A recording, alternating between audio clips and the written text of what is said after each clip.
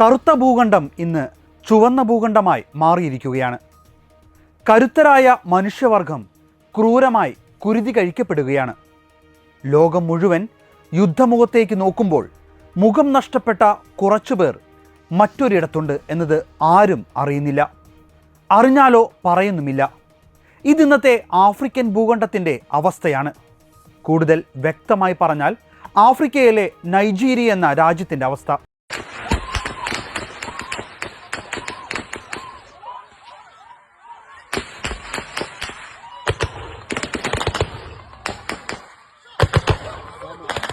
ക്രൈസ്തവർ എന്ന പേരിൽ പീഡനം ആരംഭിച്ചിട്ട് ഏറെയായി. പക്ഷേ പുറം ലോകം ഇതൊന്നും അറിയുന്നില്ല, അല്ലെങ്കിൽ അറിഞ്ഞിട്ട് അറിയാത്തതുപോലെ നടിക്കുന്നു എന്ന് വേണം കരുതാൻ. ക്രൂരമായ കൊലപാതകങ്ങളുടെയും തട്ടിക്കൊണ്ടുപോകലിൻ്റെയും നാടുകടത്തൽപ്പെടലിൻ്റെയും ഭീകരഭൂമിയായി മാറിയിരിക്കുകയാണ് നൈജീരിയ. ക്രിസ്ത്യൻ കർഷക ജനവിഭാഗങ്ങൾക്കും ഫുലാനി തീവ്രവാദികൾ ഉൾപ്പെടെയുള്ള മുസ്ലിം നാടോടി ഇടയ ഗ്രൂപ്പുകൾക്കുമിടയിൽ ഭൂമി, വെള്ളം, രാഷ്ട്രീയ പ്രാതിനിധ്യം എന്നിവയെ ചൊല്ലിയുള്ള ആക്രമണങ്ങൾ പതിവാണ്. നൈജീരിയയിലെ പീഠഭൂമി സംസ്ഥാനത്ത് വിഭാഗീയവും വർഗീയവുമായ സംഘർഷങ്ങൾ വളരെ കാലമായി നിലനിൽക്കുന്ന പ്രദേശമായതിനാൽ ആയിരക്കണക്കിന് ഗ്രാമീണവാസികളുടെ ജീവിതം ദുരിതപൂർണമായി തുടരുന്നു. ബസയിലെ ക്രിസ്ത്യൻ കർഷക സമൂഹങ്ങൾ മുതൽ ബോക്കോസിലെ കുന്നിൻ പ്രദേശങ്ങൾ, മങ്കു, റിയോം എന്നിവിടങ്ങളിലെ ജനവാസ പ്രദേശങ്ങൾ വരെ ആക്രമണത്തിൻ്റെ ഇരകളാണ്. വീടുകൾ ഉപേക്ഷിക്കപ്പെട്ടും ജീവൻ നഷ്ടപ്പെട്ടും ദുരിതത്തിലായ നിരവധി കുടുംബങ്ങൾ അവശേഷിക്കുന്നു.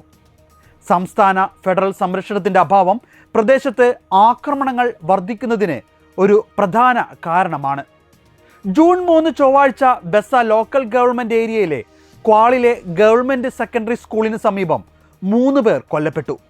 രാത്രി 9 മണിക്ക് ജോലി കഴിഞ്ഞ് മടങ്ങുന്നതിനിടെയാണ് മൂവരും ആക്രമിക്കപ്പെട്ടത്. എന്നാൽ സംഭവത്തിനു ശേഷം സുരക്ഷാ ഉദ്യോഗസ്ഥർ ആരും എത്തിയില്ലെന്ന് ദൃക്സാക്ഷികൾ പറഞ്ഞു. ജനുവരി മുതൽ ജൂൺ ആദ്യം വരെ ബസയിലും പരിസര പ്രദേശങ്ങളിലും ഏകദേശം 1000 പേരാണ് കൊല്ലപ്പെട്ടത്. ആക്രമണം ബസയിൽ മാത്രം ഒതുങ്ങുന്നില്ല. ബൊക്കോസ് LGAയിൽ 2025 മാത്രം 200-ലധികം താമസക്കാർ മരിച്ചു. മെയ് അവസാനം മുഷരെ പ്രദേശത്ത് ദേവാലയ സൂക്ഷിപ്പുകാരൻ ഉൾപ്പെടെ 9 പേർ കൊല്ലപ്പെട്ടു. ആക്രമണങ്ങൾ മുഴുവൻ ഗ്രാമങ്ങളെയും ശൂന്യമാക്കി. വയലുകൾ കത്തിച്ചു, പള്ളികൾ തകർന്നു, കുടുംബങ്ങൾ ഒറ്റപ്പെട്ടു. രാത്രിയിൽ ആക്രമണങ്ങൾ ഉണ്ടാകുമോ എന്ന ഭയം പല കുടുംബങ്ങളെയും വീടുകളിൽ നിന്ന് മാറി കാട്ടിൽ ഉറങ്ങാൻ നിർബന്ധിതരാക്കി.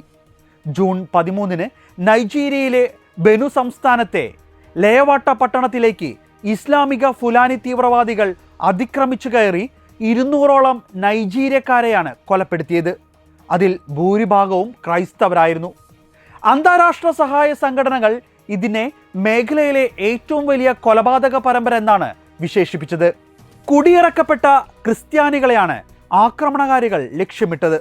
കുടുംബങ്ങൾ അഭയം തേടിയിരുന്ന കെട്ടിടങ്ങൾക്ക് തീയിടുകയും പലായനം ചെയ്യാൻ ശ്രമിച്ചവരെ വാളുകൊണ്ട് ആക്രമിക്കുകയും ചെയ്തുവെന്ന് ACN റിപ്പോർട്ട് ചെയ്യുന്നു. അല്ലാഹു അക്ബർ എന്ന് വിളിച്ചുകൊണ്ട് തീവ്രവാദികൾ അതിക്രമിച്ചു കയറി ആളുകളെ കൂട്ടക്കൊല ചെയ്യുകയായിരുന്നു. ആളുകൾ ഉറങ്ങിക്കിടക്കുമ്പോൾ വീട് പുറത്തുനിന്ന് പൂട്ടിയിട്ട് തീയിട്ടു. 500-ലധികം ആളുകൾ ഉറങ്ങിക്കിടന്ന ഒരു പ്രദേശത്താണ് മനസാക്ഷിയെ മരവിപ്പിക്കുന്ന കൂട്ടക്കൊല. ഈ കൂട്ടക്കൊലയ്ക്ക് പിന്നിൽ ഫുലാനി തീവ്രവാദികളാണെന്ന് ഇടവക വികാരി ഫാദർ ഉഗ്മ ജോനാഥനും മറ്റാളുകളും പറഞ്ഞു. തീവ്രവാദികൾ വെടിയുതിർക്കാൻ തുടങ്ങിയപ്പോൾ വൈദികൻ കഷ്ടിച്ചാണ് അക്രമികളിൽ നിന്നും രക്ഷപ്പെട്ടത്.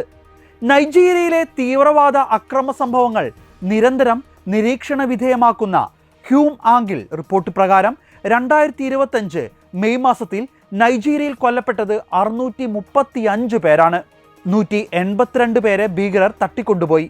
ഈ വർഷം ഇതുവരെ റിപ്പോർട്ട് ചെയ്യപ്പെട്ടിട്ടുള്ള അക്രമ സംഭവങ്ങളിൽ കൊല്ലപ്പെട്ടവർ 3000-ഓളം വരും. 2020 മുതൽ 23 വരെയുള്ള കാലയളവിൽ മാത്രം നൈജീരിയയിൽ കൊല്ലപ്പെട്ട ക്രൈസ്തവരുടെ എണ്ണം 16,769 ആണെന്ന് കഴിഞ്ഞ ഓഗസ്റ്റിൽ പുറത്തു വന്ന the observatory for religious freedom in ആഫ്രിക്കയുടെ റിപ്പോർട്ട് വ്യക്തമാക്കുന്നു.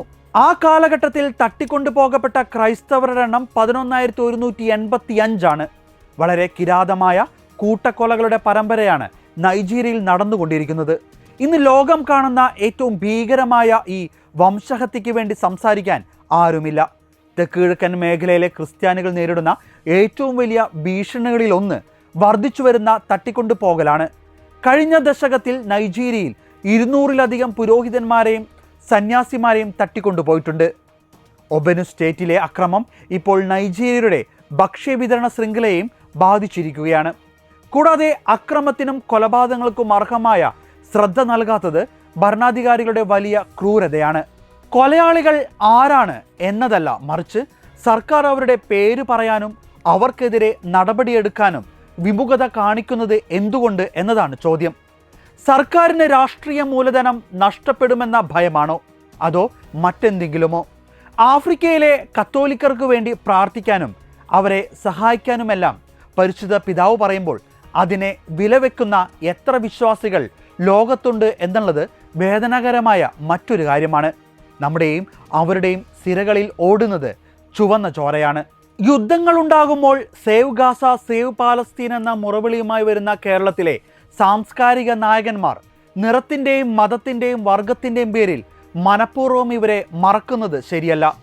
അവർ ജീവിക്കുന്നതും നമ്മൾ ജീവിക്കുന്നതും ഒരേ ഭൂമിയിലാണ്.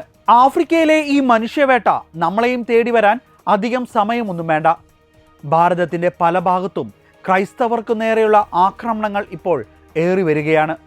പീഡനങ്ങളുടെ ഈ കാലഘട്ടത്തിൽ അവസാനം വരെ സഹിച്ചു നിൽക്കുന്നവൻ രക്ഷ പ്രാപിക്കുമെന്ന ദൈവവചനം നമ്മുടെ മനസ്സിൽ ഉണ്ടായിരിക്കട്ടെ. നന്ദി.